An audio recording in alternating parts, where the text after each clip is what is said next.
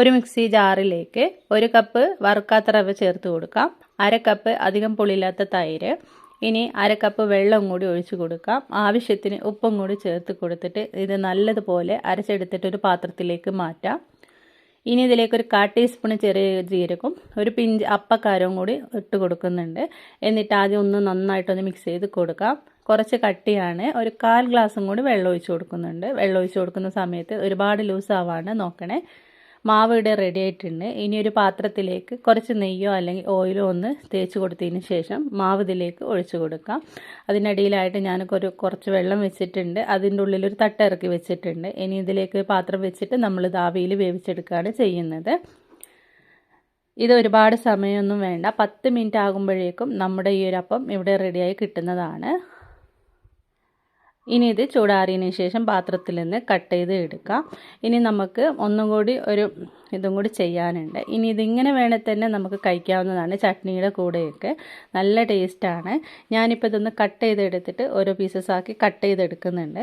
ശേഷം നമ്മളൊരു പാനിലേക്ക് ഒരു തുള്ളി ഓയിലോ അല്ലെങ്കിൽ നെയ്യോ ഒന്ന് ജസ്റ്റ് ചെറുതായിട്ടൊന്ന് തേച്ച് കൊടുക്കാം. കണ്ടില്ലേ, നല്ല സോഫ്റ്റായിട്ടാണ് നമുക്ക് ഈ ഒരു റവ അപ്പം അവിടെ റെഡിയായി കിട്ടിയിട്ടുള്ളത്. ഇനി നമുക്ക് ഇതുപോലെ ഒന്ന് കട്ട് ചെയ്തെടുത്തതിന് ശേഷം ഒരു പാനിലേക്ക് കുറച്ച് നെയ്യ് അല്ലെങ്കിൽ ഓയിലായാലും മതി ഒന്ന് ഇതുപോലെ ഒറ്റിച്ചെടുത്തിട്ട് ഒന്ന് സ്പ്രെഡ് ചെയ്ത് കൊടുക്കുക. എന്നിട്ട് ഇതിൻ്റെ ഈ ഒരു അപ്പത്തിൻ്റെ ഒരു വശം നമുക്കൊന്ന് മൊരിയിപ്പിച്ചെടുക്കാം. ഇതിങ്ങനെ ചെയ്തെടുക്കണം നിർബന്ധമൊന്നുമില്ല. പക്ഷേ ഇങ്ങനെ ചെയ്തെടുക്കുകയാണെങ്കിൽ കഴിക്കുന്ന സമയത്ത് ആ മുരിഞ്ഞ ഭാഗം ഇങ്ങനെ കഴിക്കുമ്പോൾ നല്ല ടേസ്റ്റ് ഉണ്ടാവും. കൂടെ ഞാനൊരു തക്കാളി ചട്നിയും കൂടി റെഡിയാക്കി എടുത്തിട്ടുണ്ട്.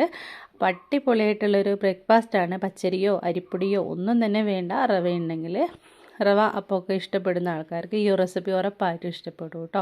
അപ്പോൾ ഇതുപോലെ ഒന്ന് ട്രൈ ചെയ്ത് നോക്കണേ. ഉള്ളിലൊക്കെ നല്ല ആരെടുത്ത് പോലെയിട്ടുള്ളൊരു റവ അപ്പം തന്നെയാണ് നമ്മളിവിടെ റെഡിയാക്കി എടുത്തിട്ടുള്ളത്.